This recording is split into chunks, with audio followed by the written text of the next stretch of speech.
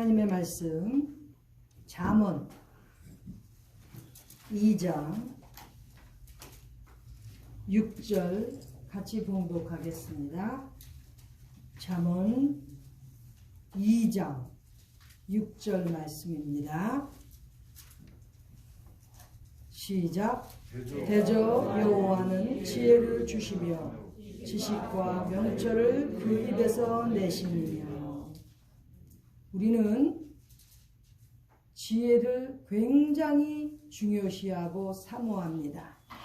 특별히 우리 신앙인들은 거룩한 지혜, 하나님께서 주시는 지혜 너무나 사모합니다. 여기 보면 잠언 2장 6절에 지혜를 주시는 분은 누구시라고요? 여호와. 여호와 하나님은 지혜를 주시며,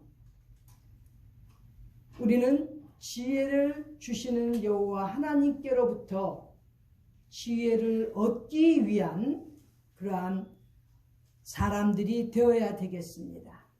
물론 여기에 보면 지식과 명철을 그 입에서 내시며, 지식과 명철도 우리 여호와 하나님께서 주시는 것입니다. 우리가 잘 알듯이 지식은 영어로 knowledge, 그 다음에 명철은 영어로 understanding, 깨닫는 거예요.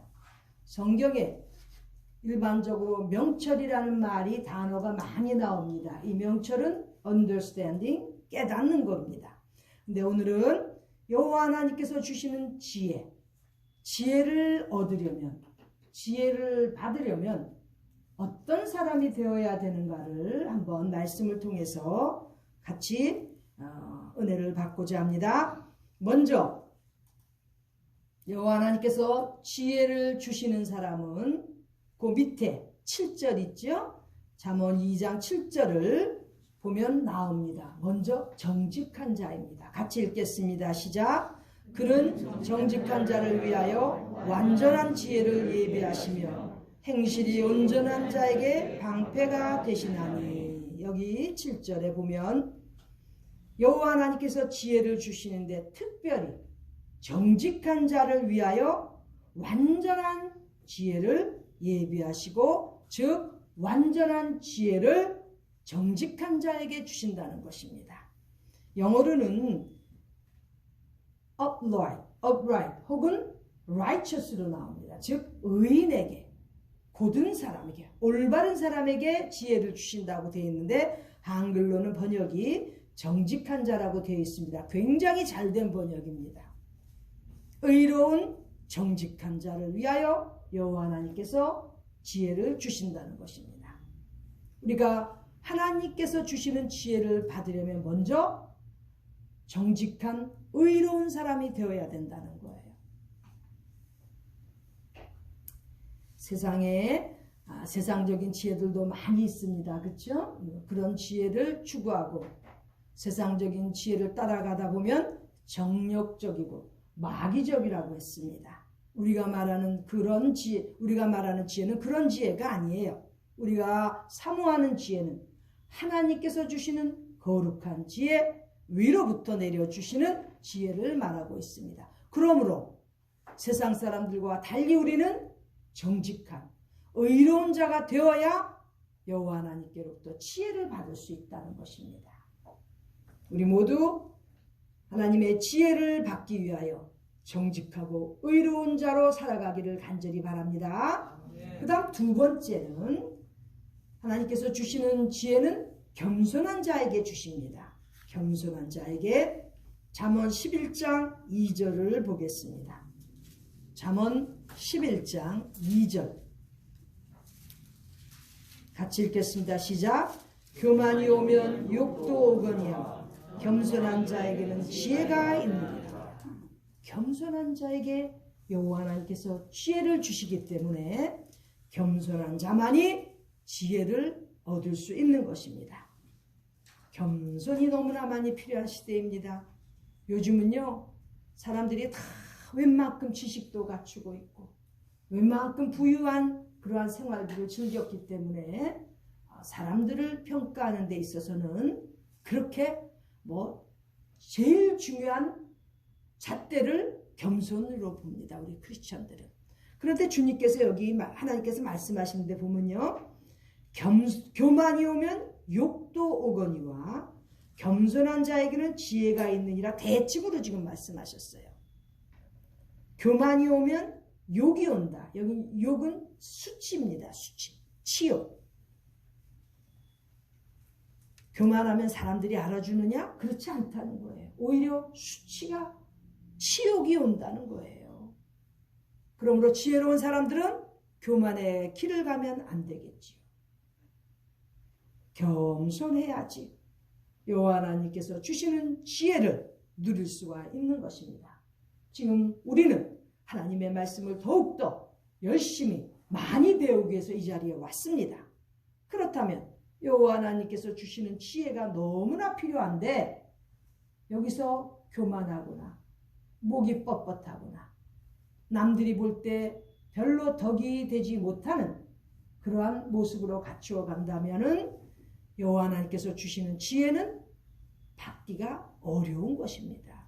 그러므로 이미 시간 들이고 우리의 인생의 귀한 부분을 바칠 것 같으면 하나님께서 주시는 지혜의 복을 누리는 우리 모두가 되어야 되겠습니다. 그렇다면 어떻게 해야 되겠어요? 교만을 버리고 겸손한 위치에 가야 되는 것입니다. 이 겸손은 사람이 보는 기준이 아니에요. 여호와 하나님께서 보시는 그 관점에서 겸손을 의미하는 것입니다. 우리가 사람들이 볼 때는 저 사람 참 겸손한 것 같아. 그렇죠? 아, 저 목사님은 참 겸손하셔. 사람들에게도 인정을 받으면 참 좋지요. 더 중요한 것은 하나님 앞에 인정을 받는 겸손인 것입니다. 우리 모두는 하나님께서 인정하시는 겸손한 자들이 되기를 간절히 기원합니다. 그 다음에 세 번째는 잠언 10장 19절에 나와 있습니다.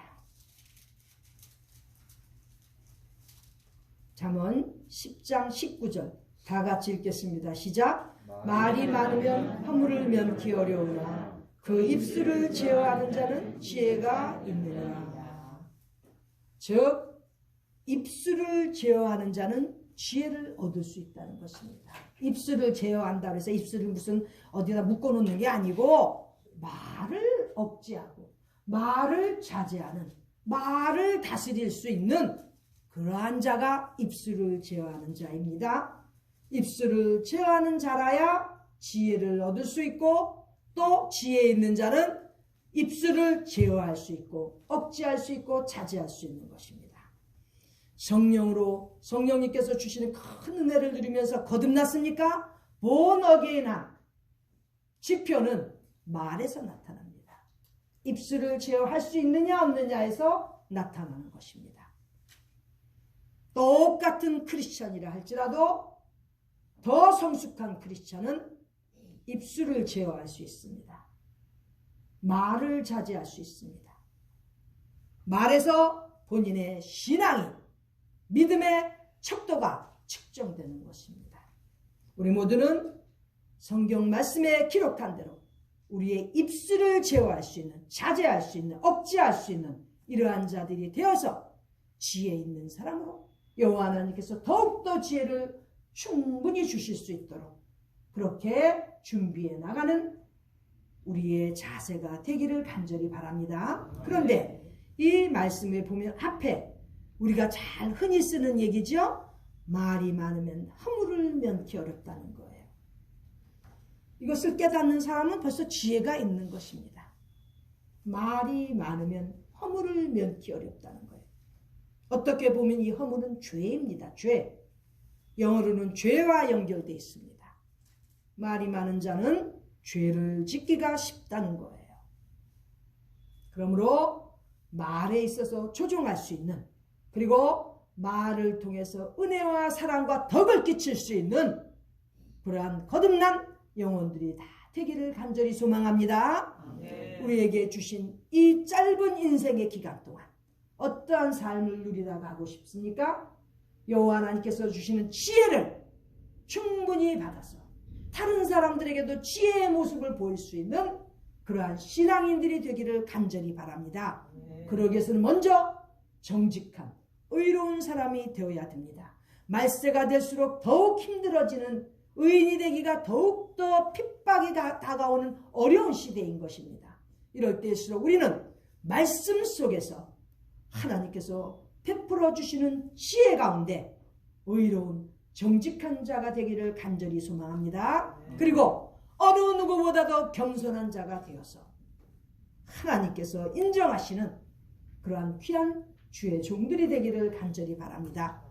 세 번째로는 정말 우리가 입술을 잘 제어하여서 거듭난 사람으로서 신앙인으로서 다른 사람들에게도 본인이 될 수 있는 그러한 신앙생활을 하는 성도의 길을 가기를 간절히 소원합니다. 쉬운 일이 아닙니다. 인위적으로 우리가 인간적으로 해보기에는 너무나 어떤 때에는 컨트롤하기가 어려운 상황입니다. 그럴 때마다 우리 성령님께서 우리를 도우신다는 그러한 믿음으로 그때그때 순간마다 이겨나가는 우리 모두가 되기를 간절히 바랍니다. 아멘. 입술을 제어한다는 것은 우리의 고백을 통해서 주님께서 우리의 주권자가 되시는 것을 도미니언이라고 그러죠. 영어로는 지금 이상하게 이 미국의 선거하고 관련돼서 도미니언이라는 단어가 조금 이상하게 쓰이고 있지만은 성경적으로는 우리가 신앙인으로서 입술을 제어하고 고백할 때 우리가 주님을 우리의 구세주로서 우리의 주권자로서 고백하게 되면 그 confess 고백은 바로 우리에게 주님께서 우리를 dominion 지배하시는 우리를 지도하시는 그러한 주님으로서 인정하는 것이기 때문에 성령의 인도하심을 받는 사람은 반드시 입술을 제어해서 주님을 고백하는 그 고백 속에 주님께 주권을 드리는 그러한 신앙생활을 할 수 있는 것입니다. 인위적으로 힘들어도 우리는 성령님께서 함께 하시는 성령님의 인도하심을 받는 자들이기 때문에 굉장히 특권을 드리고 있는 것입니다. 말을 조절하지 못해서 지금 여러 가지로 정말 크리스찬들 사회에서도 많은 시험이 일어나고 있습니다. 사람이 살면은 솔직히 말하면은 배웠으면 얼마나 더 배웠고 가졌으면 얼마나 더 가졌습니까? 그런데 그것이 자기들에게 무슨 프라이드 같이 교만으로 이렇게 떠오르다 보니까 말로 남들을 아프게 하는 경우들이 많은 거예요. 턱을 세우지 못하는 것이지요. 이렇게 할 때는 차라리 조용히 있는 게 낫습니다. 말로 턱을 세우지 못할 것 같으면 입술을 제어하고 조용히 있는 게 낫다는 거예요. 얼마나 요즘에 언어로 인해서 참 verbal abuse라고 그러죠. 언어로 인해서 참 어떻게 보면 학대 이러한 수준까지 가고 있는데 이렇게 말은 중요한 것입니다. 전 그렇게 생각해요. 특히 우리 한국 사람들은요. 우리는 반드시 존댓말과 예산말이 구별이 되어 있습니다. 물론 어느 초등학교, 어느 국민학교를 나왔는지에 따라서 조금 차이가 있지만 그것도 그렇지만 제가 보기에는 또 표준말을 쓰느냐 사투리를 쓰느냐 이것도 좀 차이가 있어요. 보니까 사투리 쓰는 사람들이 존댓말 배워갖고 하려니까 존댓말 안 써도 되는 데다 존댓말 쓰고 존댓말 써야 되는 데는 또 헷갈리고 이렇게 되더라고. 이제 그런 거 보면 아직도 우리는 정말 매일매일 시간마다 배워나가고 훈련받아야 되는 것이에요. 말은 정말 우리가 턱을 세우기 위해서 훈련이 필요한 것이지요. 특히 하나님의 일을 하는 주의 일을 하는 사람들이라면 말에 있어서 훈련이 필요합니다. 특별히 아까도 말씀드렸지만 존댓말과 예산말에 대해서 구별을 할 수 있어야 되는 거예요.